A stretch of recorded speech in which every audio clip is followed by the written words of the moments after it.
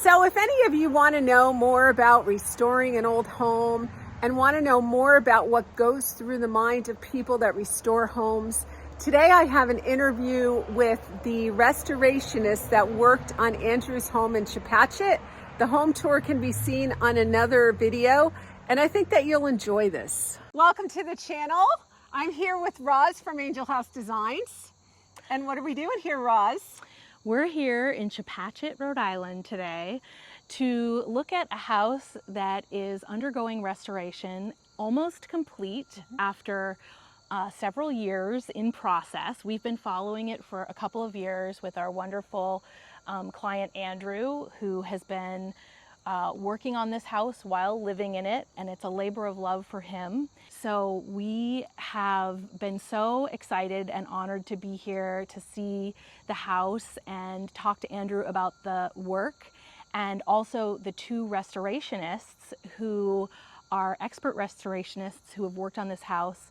Warren Lampher, who also did the William Haskell House in Gloucester, and Adam Hessler, who has a lot of experience with early houses as well. And so it's been great to see the house and hear about the whole restoration process.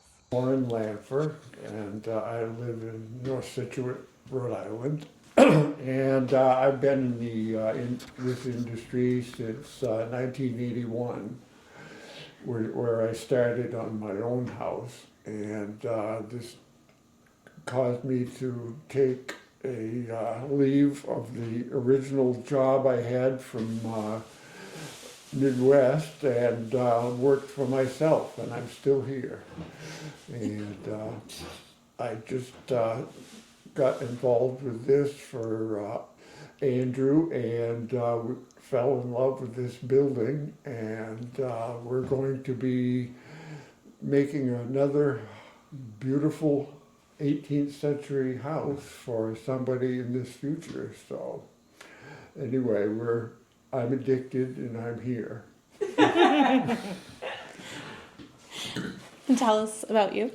My name is Adam Hessler. I was born and raised in Marshfield, Massachusetts. I started in this industry, 1990 in Charleston, South Carolina, after Hurricane Hugo. South Beach, Miami was next with some of the older houses there. To Atlanta, I had two award-winning restorations that I did in North Atlanta, one in Douglasville. Moved back up to Rhode Island and found, this house, a bunch of projects just like this. I love the older homes. I live in one from 1713, and it's just one of my favorite eras, I'd have to say, the 18th century. And what was the scope of how did you come into this project? What was the state of the house when you came into it, and what was the extent of the work that you did or oversaw? Sorry. Well, the house was still in its original state, pretty much. On the outside, everything was, the latest version of the clapboarding and large windows. It was still a very attractive house, and had two additions on it, which were beautifully attached. They were very good looking buildings and added a good amount of space for it. But unfortunately, it had been built on the ground, so that it was rotted pretty much up to the windows, and so it was something that had to be dealt with. And the owner, Andrew, decided that we were going to put this back to the way it was originally, which was just a square house, and sort of resembled a salt box or a stone ender, possibly about 1730s vintage. And the inside had, when he bought it, had been, modernized for total, for its use, and was quite functional. everything that was in it is not exactly the way it wanted to be, but Andrew bought it as is and lived in it for several years and worked on it. And then I came along about 2 years ago, I think, and since then we've been going crazy. Going crazy. So anyway, no, it's a fabulous house, as you've seen in your tour through here, and actually that has been a thrill for us.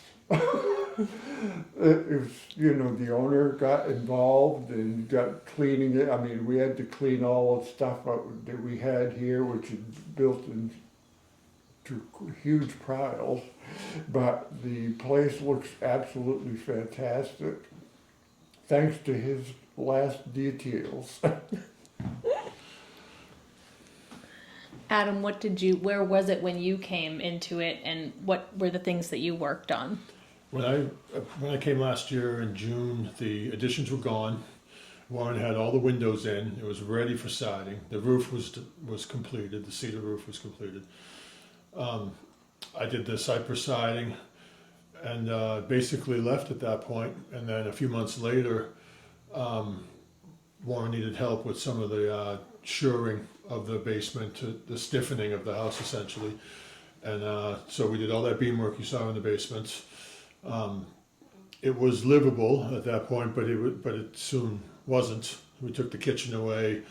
No hot water for quite a while. The toilet was in the middle. Oh yeah, the toilet was in the Yeah, I kitchen. forgot there was no John. I forgot about that. Yeah. There was no shower. It was rough.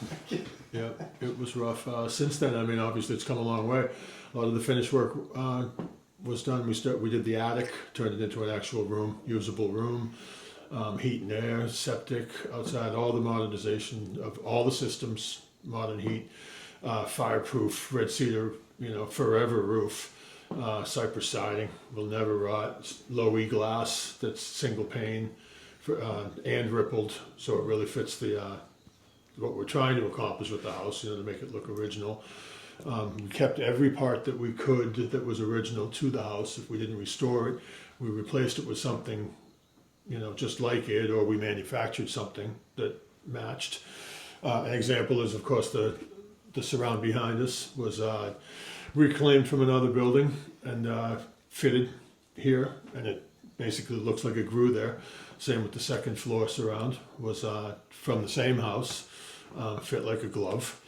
A lot of the things that we've done, the staircase is new. All the cabinetry, as you can see, there were never any closets or storage spaces in a home like this. So all these little niche closets and cabinetry and things around became a necessity just to modernize, but we kept the feel of the originality of the house with it, using reclaimed doors, reclaimed hardware. Stylistically, we tried to stay fluid through the whole house, That's about it. What were some of the things that you found, both of you, as you were working on the house that were told a little bit of a story of the history of the house, or maybe how it had changed over the years, or how it had been used or lived in? Oh, a great example of that is the ghost outline on the second floor master. You can see where they had divided, I guess when they had tenants in the attic, they had built a little wall. I don't know if you ladies saw that when you were upstairs, that got you from the first floor to the attic without going through the owner's master bedroom. So there's a nice little painted ghost of the wall that they had put in that just shows you the multiple uses the house had, from a single family house to a boarding house type of thing. And then the window that Warren discovered in the basement, that was some sort of service window, obviously related to the mill and the neighborhood at the time, how it was functioned with they must have been serving something out the window. There's a nice little oven down there, fireplace, things like that. So, I mean, you can't really put it all together, but you can gather little tidbits of how this house was lived in and used different ways.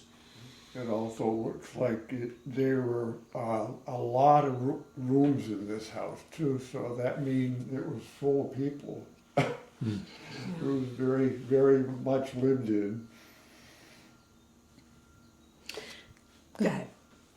How does it feel having seen it through all those phases to now seeing the finished product? Like when you work on something like this and you've seen it through and worked in that, in, you know, all of those ways, how does it feel at the end? Well, I noticed that yesterday. I discovered that I've been here, I came here 2 years ago, and yesterday I saw it.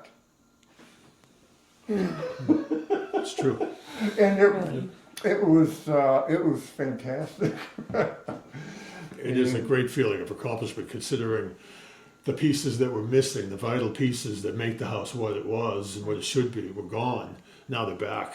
All the hardware is back. There's no more butt hinges. There's no more doorknobs. There's, you know, it's back to what it should be. Right. It really is. But Yesterday it's we comfortably modern. It's insulated. It's wired properly. You know, modern electric, modern amenities throughout it, but still subtle enough to leave the character of the house. This seems like sort of an obvious and maybe like too obscure a question to ask, but just because, you know, you're here every day and you've worked on all these houses, like what you're describing seems like an emotional, you know, sense at the end of a project. And to me, when I go into an early house, I have that sense. And I like just walking in here a couple weeks ago, I had that sense. Like it is a bit of an emotional experience. And maybe people who don't like work on early houses, I'm going to get emotional now. Maybe people who don't work on early houses don't have that. But I'm wondering from your perspective, like, where does that come from in an early house? Is it, you know, because of the history? And how do you think about like, why do you feel that sense at the end of a project like this that might be different than any old house you work on? Yeah, that's a tough question. I would have to say just the feeling of accomplishment to put something that was basically about to be erased back. And now, and houses like this, I think about the men that built it while I'm building it. You see their hash marks, you see their hammer marks, you find evidence of things that they had done along the way, and they're just guys like us that would just do, you know, they were just doing what they had to do, and building someone a house out of necessity. We're doing the same thing. We just happen to be doing it basically to mimic an original era, another era. There's very little satisfaction in framing a modern home. There really is. Anybody can do it. They all look alike. They're cookie cuttered.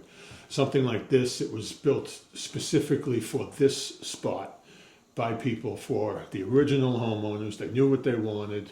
They knew how to do it. Everything was hand tools. It was, you know, they were skilled. And you can see that the attic ridge, I think we know, is an English style. So the people that built the roof on this were either had direct access to English style carpentry, you know, where they learned it, or they were from there. I mean, it wasn't because later on, you know, another 60 years, they made the ridges were different. It was a whole different style that had been adopted here. But just to see that kind of thing, you can see the, you know, I don't know, just kind of the importance of it, the place in history of it. And you can see that you can really get a feel for the people that did it. And I mean, that's just one of the things that I like about it. It's just kind of following in some other craftsman's footsteps. Yeah, we've been working for quite a while on it now, and what we noticed starting 2 years ago, and the next time we really noticed it was yesterday. Mm-hmm. And now I'm looking back and I'm saying it was actually 1 hour ago. I'm wondering, in lieu of people buying the old houses these days, right? And they're modernizing them, or they're letting them go and just tearing them down. And when they come in, you know, they're taking out walls and doing all this modernizing to it because it's more efficient. Maybe it's cheaper for them. What would you say to people who are buying an old house now that are tempted to do that? It's an investment. it's very important financially, and it's very important physically and livelihood, because people have been living in this house for practically 300 years, and it should be saved at all costs, all costs. You don't let it go. And unfortunately, that's happening again. Yeah, Back in the 70s and the 80s, if you had an 18th century home, you were the bee's knees. Not today. It's coming back. And you're looking at me, and Adam makes you realize there are people here that can do it and are doing it. And I think it's very, very important for people to see this. And this is a very good example. I agree. I don't think that it's for everybody. I can understand people's sensibilities wanting to live in an all-white condo. This is for a special person to live in a building like this with the, out of square, crooked, that kind of thing. The charm of it, what I consider charm, other people think of a broken down old house. I think they need to be saved. I just don't think there's enough people dedicated to it, and it's a shame. Hopefully it'll come back into style before they've all been bulldozed and turned into tract homes. We're talking a lot about just like especially now, and that we're living in this era of technology, and which is really changing just the way we experience everything in life, and the way we don't often even just, sit without our technology in life to experience without technology. And one of the things that's so important about historic preservation is to just have these physical buildings that you can go into and see all of this from another time. Yep. And so, it's so amazing that this has been done so well, so that someone can, this will endure. And it's just a testament to the, stewardship of the house, and it feels very, enduring. So It's so important to see an interior of a house. Now, you're looking at it right now pretty much with just a few pieces of colonial furniture and so forth. But this is a very warm, livable house. This is a house you can live in and feel very snug and comfortable. And it's very easy to live in. Palatial buildings have their place and purpose, but these guys can create a really nice life for someone.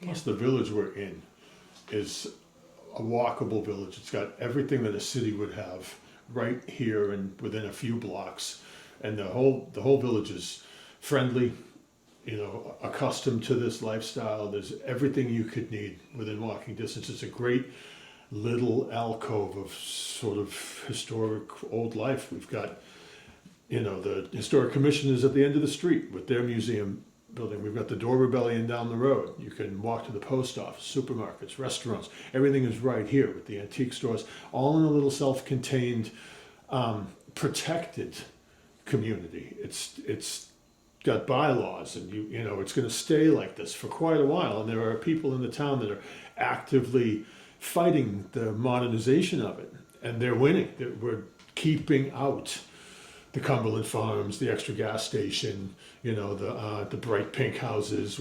That's being stopped. Otherwise, if it wasn't for our little historical society, it would be overrun. They would have taken it over. Other villages around in this town that don't have a system like that don't have a protecting group, have been turned.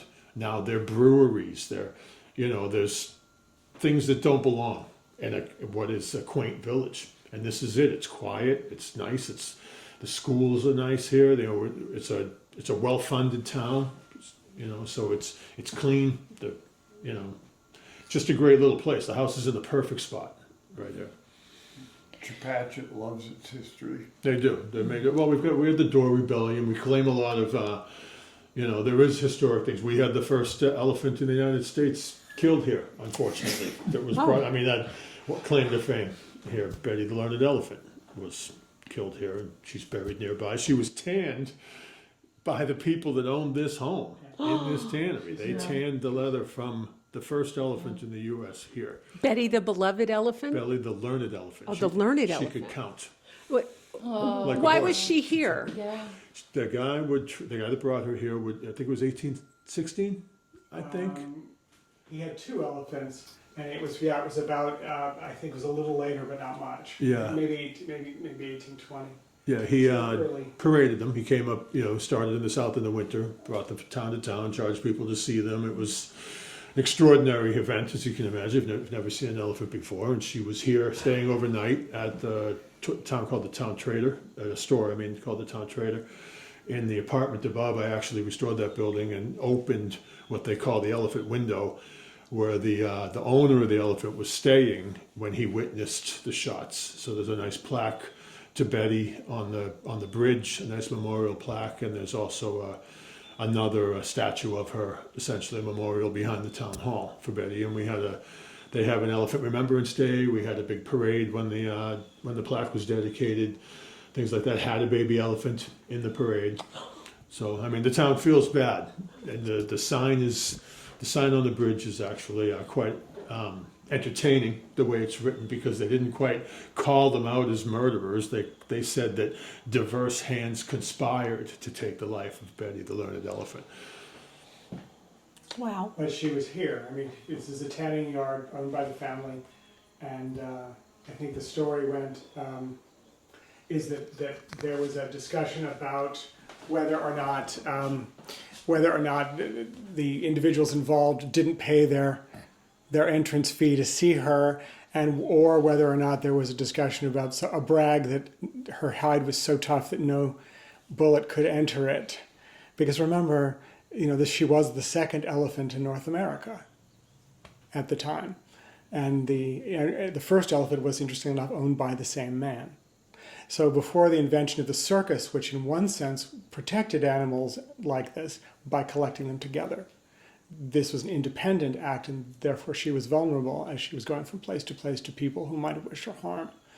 I believe that the hide was sent to New York. I think this was because it was so rare. The remains of Betty went elsewhere and didn't stay, but she did come to this house and to the business that the family who owns this house ran on the river. So we're talking 15 feet. Wow. Oh, that's a I know, story. I know. It's a story. As you're working on all these houses, I know there are so many points and choices to make at different points about the house, and every one that you work on, I'm sure, is different. Is there anything that you've taken away from this project about the choices that were made, or the decisions or the process of adding anything or configuring things that was different than another house? Well, one, you had to deal with me. We're trying to avoid that. You didn't want to mention that, huh? Sorry about that, I had to add it. That is so cool. No, I one of the rooms that impresses me the most is the attic. I love that room. It is just huge, and it's very plain. And but you can see that it was part of the home, and it was a very cozy, probably very uncomfortable room. but I could feel the presence of life up there, and the bedrooms also. But the attic just is special. It has an artistic draw to it, which it did. It's this guy.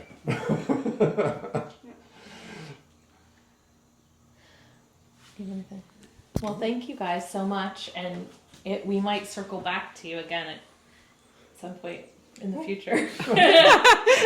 Is there anything on the outside that you wanted to point out? Because I think Yeah, let's go out I there. think a lot of the details on the outside of the house, Yeah. although simple when you first look at them, to watch the care in which this was done and the labor in which this was done and the fact that walls aren't square and yet flying cornices are difficult to put in 40 feet above ground, on a curve on a road. So there's some technical challenges that I was completely in awe of, and my neighbors had ringside seating day after day, providing incredible. My God, what are they going to do? Oh my God, is he going to fall? This was a very challenging situation actually to do a house like this, because you have two sides significantly taller, and you're in the middle of a road when you get down there. So that was technically interesting, but also the use of these 18th century techniques and reproduction materials means that putting on siding isn't fast. It takes a lot of sensitivity to put a skin on a house that undulates, not because it was unstable, but simply because it is 300 years old. So things were, I think, extraordinary. And the care with which this was done is exemplary. I don't know of anybody. I'm incredibly privileged to have worked with these men. I think they're, like all marriages, everyone gets on each other's nerves, and I'm very, very particular. But sometimes I also get overwhelmed too, because it is, when you're looking at so many different details and lots of choices. One of the wonderful things, of course, and then please look at the outside to see the details, because they're important. When you strip a house back of sort of anything superfluous, what we were trying to get after was, I guess to use the word soul is difficult, but you kind of have to give all those proportions back. So you have to give the house back the dignity it had when it was originally constructed, and realize how beautiful actually it is to be let alone. And the more minimal you go, the more challenging that becomes. So I think they've done a superb job, and to come around the corner and to look up at the house, people who don't know or are not from this area are very often clustered outside. It's not unusual to have people just hang out and look at a house. And that's sort of wonderful. But I think it's all due to the kind of dedication, craft, and care of people like Adam and Warren. It just doesn't happen any other way. Right. The only problems that I would have, and Warren was especially sensitive to them, is that I can tell the difference between something that's been milled by hand and something that's been made by hand. And every time you put something that was made by a machine, it stuck out. The house is very loud. It's very clear. It can take all kinds of things in it, and it's had all different kinds of furniture in it, but it's very clear about what it can stand and what it likes. And if you don't notice something, that's usually a good thing. But it rewards you when you look at something like the outside. And you see in its simplicity, it sits in the landscape well. The neighboring house behind is a wonderful example. It's a great period house, much later with much different intention. And you look at the two together and you see an Italianate house from 1870 with all its interest in the world. And you look at this house and it reflects a completely different language. Wow. Different eras of the same. Different areas Same of street. the same street, of Yeah. the same place. I mean, when this house was built, remember, Indians were here. Yeah. This was not an urban area by any means, and yet the people who built this house and its twin next door had real.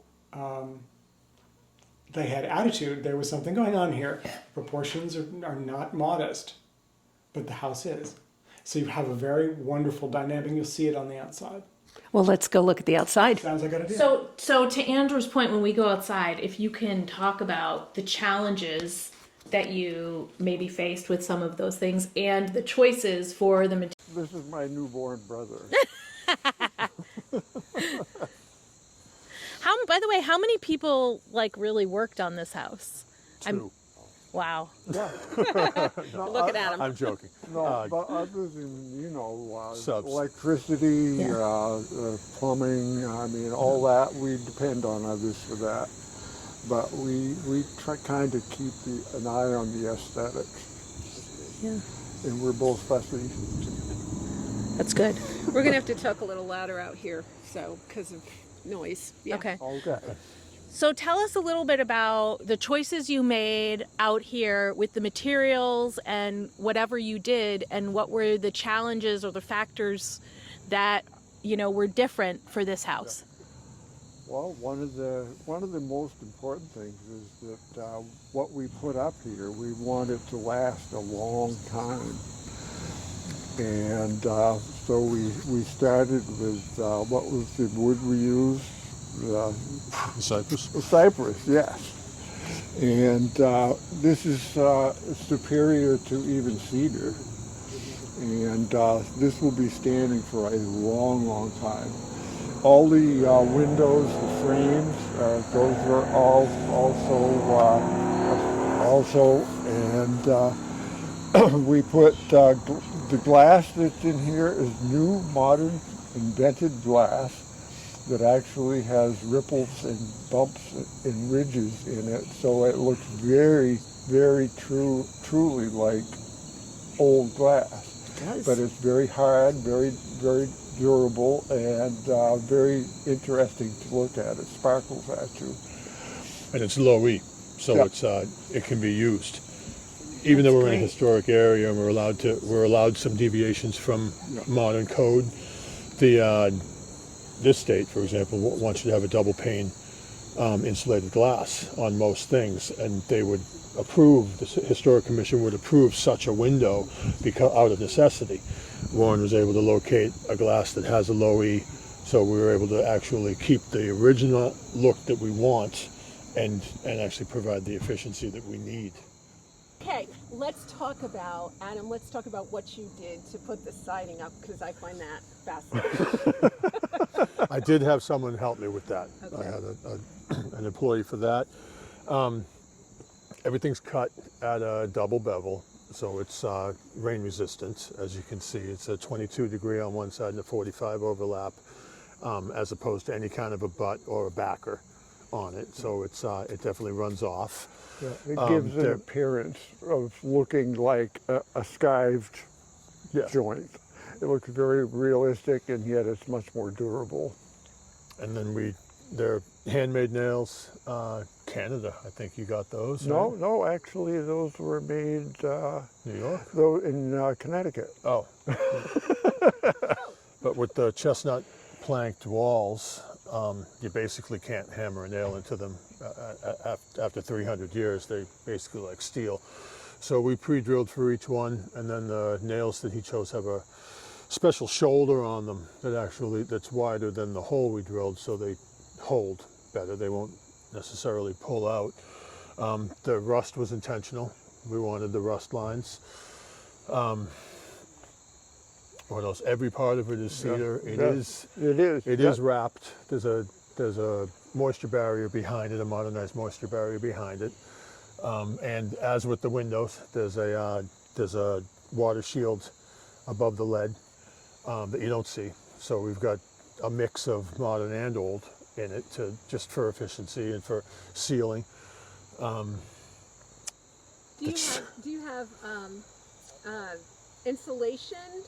On the inside, Yes. yeah, we've on several of the walls, the exterior walls have been framed out with modern framing just to receive insulation and to be able to run electrical and plumbing in them with ease. Okay. So we left those because they were invisible. They create a little bit of depth, but not noticeable from either side. But it's already there, so we left it, and it's got a good R factor. Yeah. Yeah, that's important. This house would be drafty otherwise. I know that one. One of the real challenges was that point. The very, very peak of that is higher than any ladder we own, and very, very difficult to get to. So that was quite a. And then you're right up against the edge of the wall. I was in the road. The ladder was based Wow. in the road on that, and then when we were doing the street side, my scaffold stuck out, so every UPS truck and garbage truck and everything, we had to have a flag on it and everything. They were very, very close to us, a lot, And very close.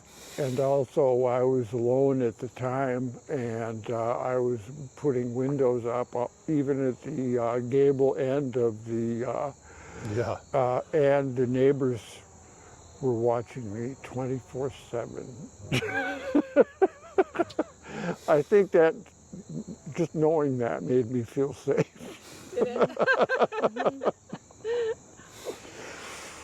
Feels like they have an interest in this house too. They you do. know? Very nice people. well, that's the charm of the area.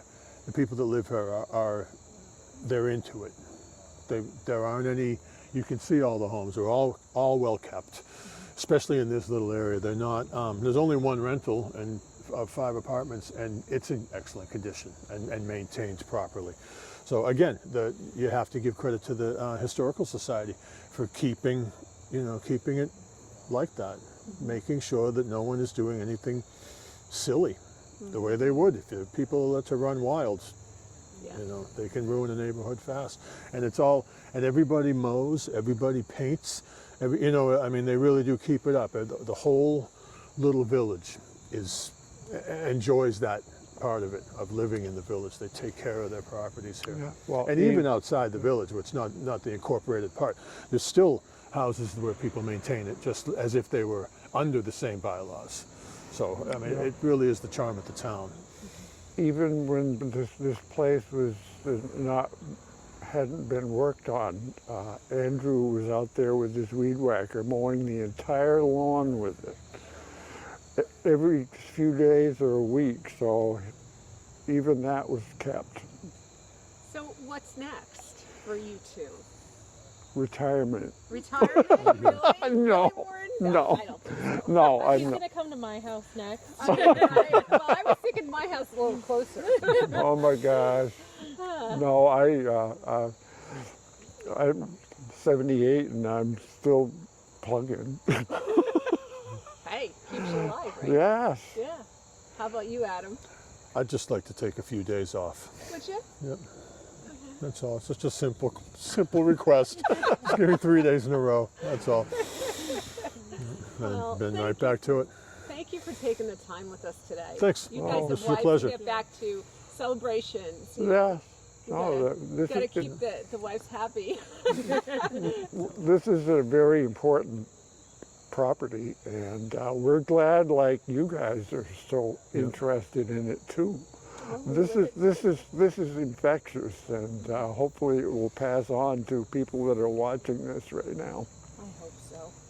I hope so, because we're still on the older side of life, Yes. right? Yep. And we Yeah. need 20, 30 somethings. Well, and I think it's so important not just to keep these houses, but also to show that they are livable. Yeah. We both live in early houses. I live in a 1710 house, and you're 1780. and to also hear from people who live in them, they are important ambassadors to historic preservation too, to just say, like, when you come upon a house and it needs to be sold, you don't have to gut it and make it a certain thing to have it be livable or sellable or investable. And so that's the other thing. So That's anyway, true. Yep. thank you so much. And like I said, we might circle back with you because even though we're doing this now, we have other projects related to the Awesome. same topics. Yeah. So, and Awesome. we've done things with Lauren before at the Haskell House, and We Yeah. still haven't. And you're figured out. still alive. and like I just I also love it because you're such a kind person. And you're so I mean, I don't know if you're easy to work with, but you're lovely to work with. and like I appreciate everything that you've said. And Don't I ask Andrew. Well, I think the thing is though, like, that's also really important when you're working on a house like this, is to have people who you can Yes. work well with and who care. And there That's are a a lot huge of part of it. Huge part of it. And It's who you not just a trust. job. No. It's not just a job. We want the house to stand here. Right. forever again. An you know, important start over house. again. Now it's brand new.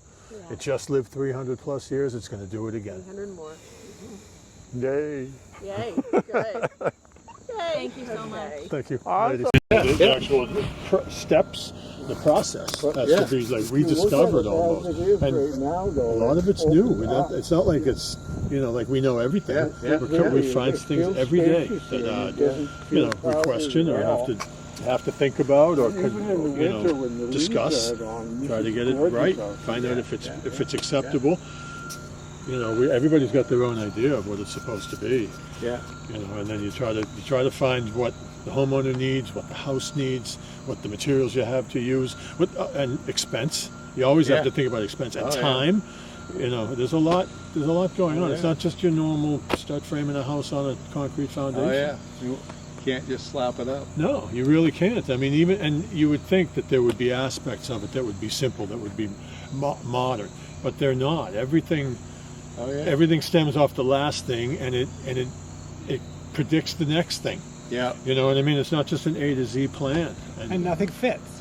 Nothing fits. Everything changes. Nothing Everything has to be fitted. Nothing fits. So, what were some of those conversations where you guys all had to come together and talk through the choices and the implications? Like, what were some of those? It's that constant. Yeah. It's everything. We all have our own idea on it. I mean, we do. He wants to see certain things. Warren's done certain things and knows what they should be. I've done certain things, and we all have our own, choices that we'd like to see. One of the things we've been talking about for months has been the living room floor.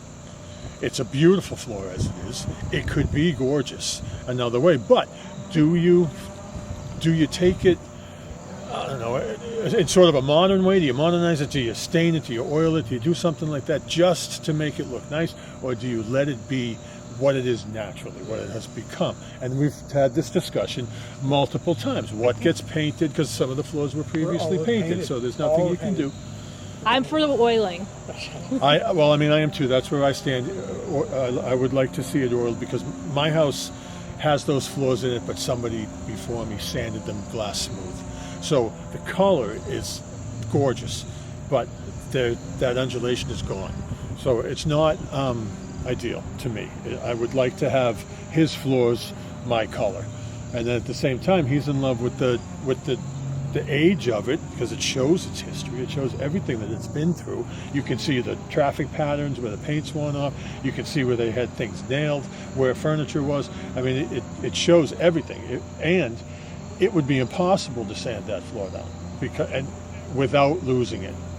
Losing it. You could get some color into it, which I think is necessary. And we're still going to have to talk about that. It seems like people are on board, but No pressure. Whatever you do, I don't think you should paint it. I think either oiling it or leaving it raw. Oiling it, yeah. But do not paint I'm in the oiling downstairs. no, you can't go back. And you're supposed to that anyway. You never really considered painting the living room floor, did you? Don't paint the floor. Don't paint the floors. That would be... No, don't do that. Because there's so many people, especially on a main floor, there's so many people who have painted floors and they just want anything else. Yeah, you can only do it once. Yeah. Because then you got to take it off and you just mess up the wood. You can never undo it. It's irreversible. It's like upstairs where you saw where they created a hallway at the top of the stairs. It's a painted floor. It's just with an angle cut in it, but it's not ugly, but it's important that you realize it because it shows how someone made it in more bedrooms. One of the lives that the house had, one of its incarnations had, for some reason, someone unrelated to the family had to get to the third floor, so they made a special hallway to get you into the attic. And that just again that brings it back to the history of the town with the millwork and the people that came. We were just talking about that. A lot of people were French Canadians, so far from home, needing a place to stay, and the people locally. Economically fed off of the people that came to the mill, fed off of the mill. that, whether they worked there or not, you know, which a lot of the locals did. But you know, this house is a perfect example of it. That house is an example. This one over here still has one of the dorms attached to the front of it that's been there forever. So I mean, it's just you don't want to erase all of that. Yeah, yeah. It's the evolution of a community. Yeah, Yeah, yeah. and that's what it was all about. That's what built this community was the river. Yeah, So yeah, and yeah. everybody built around the river, and that's why it's here. With the river across the road, boom, village, mill, village, power, and that's how this whole area of the state is. Yes. My town next door is 5 villages, and it's right where the road crosses the river 5 different times, and different villages have popped up. Yeah, yeah. Yeah. All right.